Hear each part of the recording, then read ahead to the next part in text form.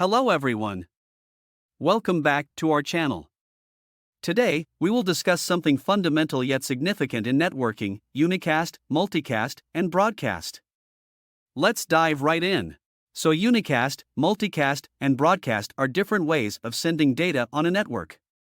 Unicast is the most common form of data transmission on networks, and it's used when a single sender wants to send data to a single recipient. An example of a unicast communication can be sending or transferring a file. When you send a file, you typically send it from one computer to another. That's unicast communication for you, a simple one-to-one transmission. Moving on from unicast, let's discuss multicast. This method of data transmission is used when a single sender wants to send the same piece of data to multiple recipients. The sender sends the data once, and it's distributed to all multicast group members. Members can join or leave the group at any time. There is an IP range reserved for multicasting, which is 224.0.0.0 to 239.255.255.255. It's important to note that multicast IP addresses are not assigned to any devices and are more like a group identifiers. Let's explore an example of multicast communication. Consider a corporate office with a network of computers. One of these computers is set up to live stream a company-wide meeting. This computer, which we'll call the sender, has an IP address of 10.0.0.4.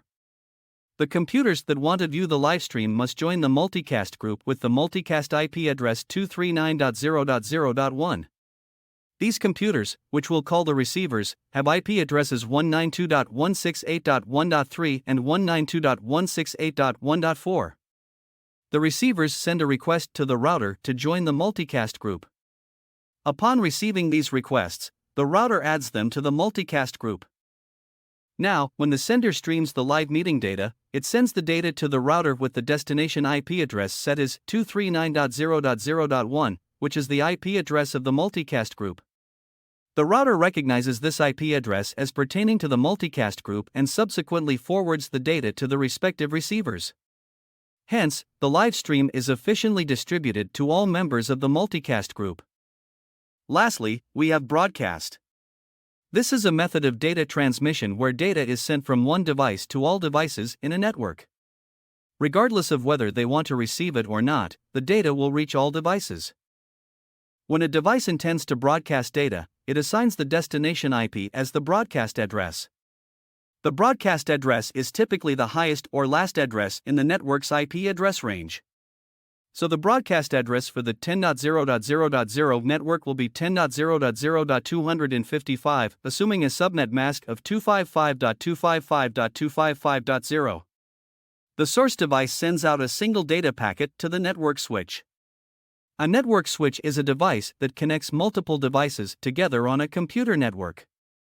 It works by receiving data from a device and then directing that data specifically to the device it's intended for. When the switch receives a data packet with the destination IP as the broadcast address, it replicates the data packet and sends it to all the devices in that network. It is also important to note that broadcast communication is usually limited to a single network segment.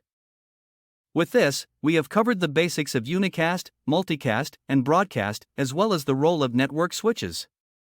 Remember to hit the like button if you found this video helpful, and subscribe to our channel for more educational content. Thank you for watching and see you in the next video.